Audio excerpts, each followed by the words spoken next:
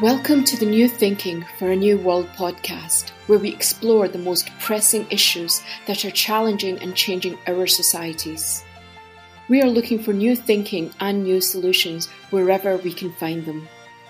Listen as host Alan Stoga, the Tällberg Foundation's chairman, challenges his guests for analysis, ideas and actions. Together, we can help make our world at least a bit better. The Taliban surge to power in Afghanistan is one of those events that will have repercussions for years to come. Geopolitical, strategic, military, perhaps religious, but most importantly, humanitarian. We all watched in horror as hundreds of thousands of women, men, children tried to flee what they surely expected would be a reimposition of the Taliban's brutal, pre-modern style of ruling. One who succeeded in getting out is Jamila Afghani, my guest today. Jamila is an educator, a leader, and an activist. Her work to elevate the rights and improve the education of women and girls is based on her studies of Islamic law, which she believes is typically misinterpreted to give them second-class status. And I should add, and I'm very proud to add, Jamila is a past winner of the Tällberg-SNF-Eliasson Global Leadership Award. Welcome, Jamila. Thank you very much. Thank you for having me today in your program. Let me start, Jamila, by telling you how relieved I am personally that you are in Norway and not in Afghanistan. But I have to ask, how did you get there? Tell me about your journey. Well, it was a horror experience, a very much terrified experience. Actually, I was in Turkey for the past couple of months because of the threat I had. But due to health condition of my father, I had to go to Kabul to visit him. Unfortunately, on 15 August that I wanted to go back to Turkey, that day Kabul city fall down in the hand of Taliban. On the same day, I had my passport, my ticket, my boarding pass waiting in the row to catch a flight and go to Turkey. But all of a sudden, I noticed that almost all politicians, ministers, deputy ministers, parliamentarians, singers, everybody was in the airport and everybody was trying to catch a flight. I was holding my boarding pass and passport and ticket. I was not allowed to get in with my children because the parliamentarian with their gunman beside them like pushed us back and they want to take our seat forcefully. And I was really shocked what's going on and such a chaos in the airport. What really made me miserable, still I have that feeling with myself, that when I was going to the airport, police and checkposts were there. There were security guards. But when I was getting out of the airport, I saw the helmet of the soldier was there, his uniform was there, his gun was there, and he was disappeared. Just like a magical land, that all human beings were disappeared. I was really shocked and I was really disappointed that just in a matter of a few hours, everything was clashed, everything was demolished. Jamila, that sounds horrible. How did you actually get out of Afghanistan? So I will tell you the story of the first attempt and the last attempt, not in between the story, it will be very long. So the first attempt we did after the 15th August through my organization that currently I'm working with, Women International League for Peace and Freedom. Through their support, we had a contact person in the airport and we had to go through their advice. And I had to cross 3 checkpoints of Taliban who were standing. So in the very first checkpoint, I was covering my face with mask and I was wearing black glasses and I was holding my crutches. So one of the Talib was asking, why you want to go to USA? Just I said, brother, I'm very sick, so this is an opportunity. I want to get the chance and go for my treatment. So he didn't investigate much because I was afraid if they came to know that who's behind this mask, that might be have different experience for me. Then I requested him that these are my children and they are accompanying me, just allow them to go inside. So that man was very helpful, and he shouted on the other soldiers of the next checkpoint to allow this woman to go in. And similarly, very easily we crossed the 3 checkpoint of Taliban and we reached to the gate of airport where the US soldiers were waiting. So between me and the US soldiers were the only rod, that wiring rod was in between us. And it was very sharp rod, and it was very clear cut that I could see the soldiers and they could see me. And I was shouting that I'm Jamila Afghani and this is my number and I want to meet with this person, the contact person we had. But they were not listening. They were not listening and they were not paying any kind of attention. So by the passage of every second, the number of crowd was increasing.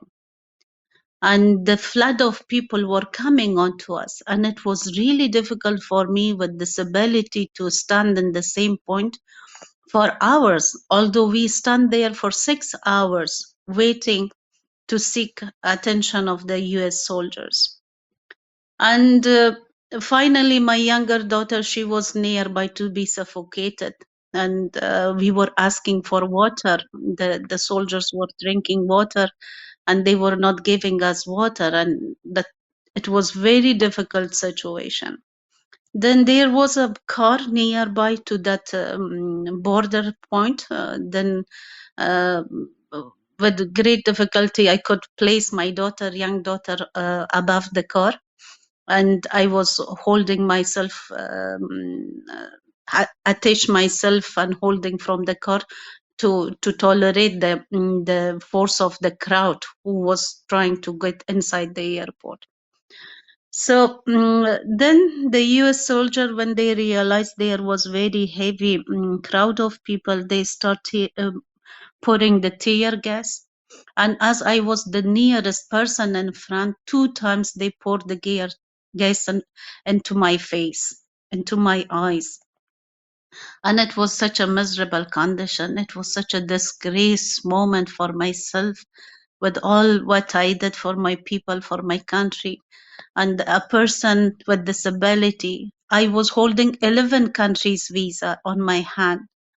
I was shouting for hours and nobody was paying attention. So when I was disappointed from the scenario, then I had to turn back because my daughter was in a very bad condition. My other colleague who was holding me, my shoulder, my hand, so she fall down and she became unconscious, and even my crutches was disappeared. I don't know what happened with my crutches, so it was taken away from me. So with great difficulty I was able to get out of that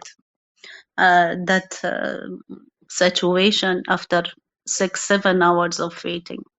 So let me ask Jamila, what did you feel at that point? You're stuck. You've just had this horrible experience. You're headed back in the wrong direction. What were your thoughts? So I was feeling that moment. I was saying like maybe Taliban may kill me 2-3 days back, but this is ultimate death. This is immediate death that I'm facing and my children are facing. So with this feeling at my mind, I had to return. I had to choose between 2 death situation. One was close death and the other was a bit far death. So, so of course I had to choose the a little bit distance that from the very close by that.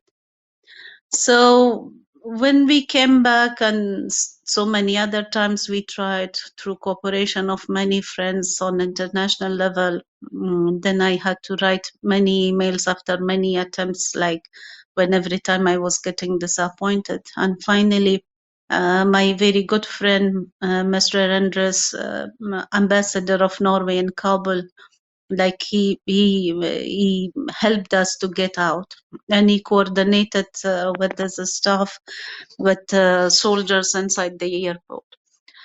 So now I'm going to tell you the last attempt, because of that last attempt that today I'm in Norway. So when we got to the airport, to find a better space to get out.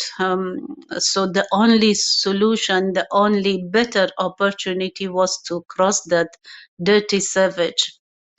The dirty savage that next day after our departure, there was a suicide attack. So I had to cross that savage.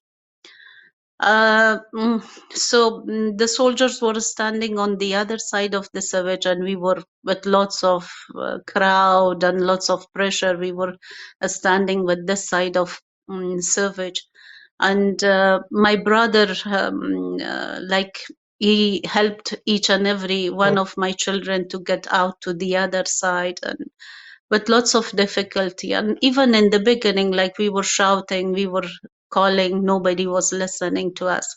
Then we had to write the code number. We had a code number, and we wrote that code number in a big piece of paper, and we showed from the far side, like we waved that, and we showed it to the soldier. Then the soldiers were pointing to come nearer to them. So we had now to cross the savage, a person with disability. After so many attempts, and every attempt we got injuries. I got injured, my hip joint, my elbow. So I was, my brother was shouting at me to come on his shoulder and cross the savage, and I was saying, no, for God's sake, if I fall down from your shoulder, what will happen? So rest of people are half of their body is in savage dirty water. If I fall down, whole my body will be under that dirty water. So I was saying, no, I will go back. I will not come back. So I will go back. So my brother was shouting, and I saw my children who were on the other side of the savage. They were crying. They were yelling, "Mama, please come. Otherwise, they will kill you. So please come." So then I had to take that risk, that dirty risk, very inhuman risk, to cross that savage. And thank God you succeeded. Yeah, finally succeeded, but it was really horrible experience. Oh, I'm sure. I am sure. Let me ask Jamila, because after that you were able to get to Norway. But let's go back a little bit. You said at the start that it was surprising how fast Kabul fell. Obviously, if you knew it would happen that fast, you would not have gone back. But you Exactly. But you did. Why did the government collapse? Why did the Taliban inherit this country the way they did as fast? What happened? What is it about? Yeah, I think there were many reasons, and the very first and important reason was the corruption in the system, that nobody took it very seriously. The corrupt government that were not able to pay the salary of the soldiers for many months, and even they were doing corruption in the food and water of the soldiers, and they lost the trust of people.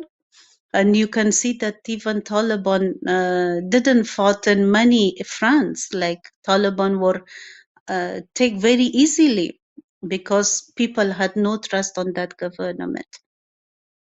And from the other side, it wasn't the biggest mistake of international community, especially USA, that nobody was willing to have that guy as a president. But with that failed election, with that corrupted election, still international community and USA pushed us to accept him as a leader. And that corrupt leader made such a big mistake of the history that I cannot find even such an example in any other country, that a person who is highly educated, who is the man of knowledge and experience, is taking money of people, filling his bags with money and escaping from the scenario, leaving all people behind with such a regime to deal with. This is unacceptable. This is unacceptable. This was very inhuman. And beside the corruption that that government had, the other major problem was that the president was confined with a group of a few fellows of himself. Like he was not taking whole nation along, just he was holding the grip of a few friends he had. Like when Herat was about to fall, Ismail Khan was asking that to allow him to fight against Taliban. But he was saying, if I allow him to fight against Taliban, then I cannot take Herat province back from Ismail Khan. So the same situation was in Mazar and many other provinces. So the government was so much scattered. It was so divided.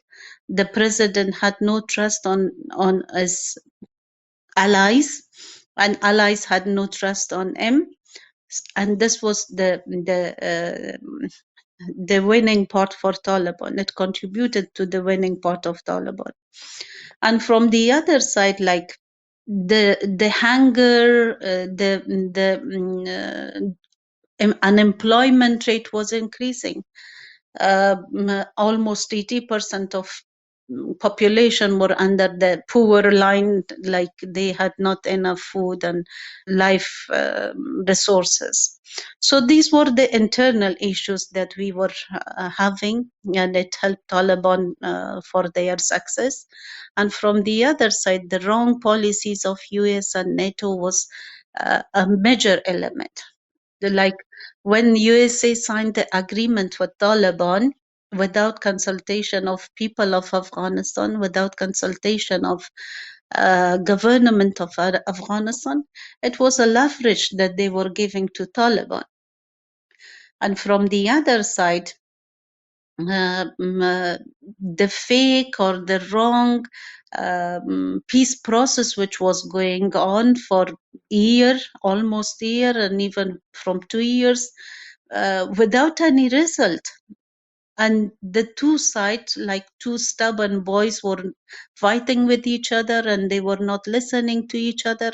And international community was observing the situation, but still they were not pressurizing both sides.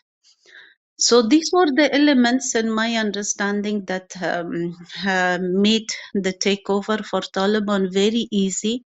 But I'm sure it will be very difficult for Taliban to continue their rule or their system with all these challenges and crises and lack of trust they have on national level and also on international level. If you feel that the world lacks global leaders, please help support the Tällberg Foundation programs. Individual donations are being accepted at tällbergfoundation.org/donate. That's TALLBERG foundation.org/donate. I want to ask you about the Taliban. There are some people who imagine that the Taliban have changed over the last 20 years, that they've learned from their mistakes, that they're going to govern differently. Do you think they've changed at all? To be honest, yes, Taliban are changed, especially in the part of their leadership and the terms of their fighting strategy, the way they come closer to Kabul. They started from different angles approaching to Kabul. The way they worked in the peace process. So, in terms of political debate or in terms of political recognition, they did a very different job. And also in terms of unity, the previous government was so divided, but Taliban are also divided, but their two division are highlighted and rest of the divisions are not that much prominent. So in terms of higher leadership, I can see there are very change, and even what verbally they are saying about education, women's rights, social participation. So it is very good words. But coming to the practice, to see it is very different, and because most of Taliban foot soldiers are not changed. Those were the people who were like in jungles and caves and the mountains. They were fighting for so many years, and they were like disconnected from all those privilege that their leadership have. They are disconnected, and even right now, like the foot soldiers are coming from a patriarchal background, from a patriarchal mindset, that they only believe in man supremacy.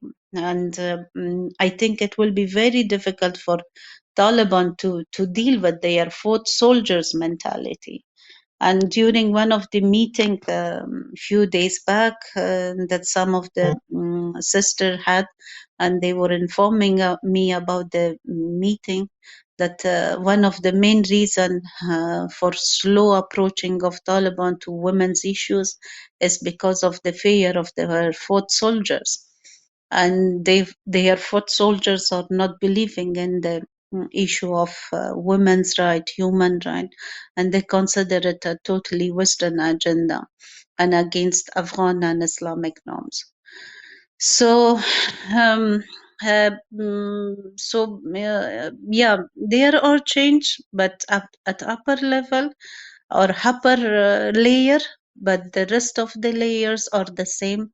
And personally, I'm not very much hopeful. Let me ask you about the future, and from this point of view, so many Afghans like you and many of your friends are outside the country, more are trying to leave. What is their future? To be honest, many of those women that right now they are out of Afghanistan, I can hear from everybody that everybody is ready to go back to Afghanistan. If not everybody, almost everybody is expecting to go back to Afghanistan and continue their work. And although it seems very difficult, but I think it's not impossible.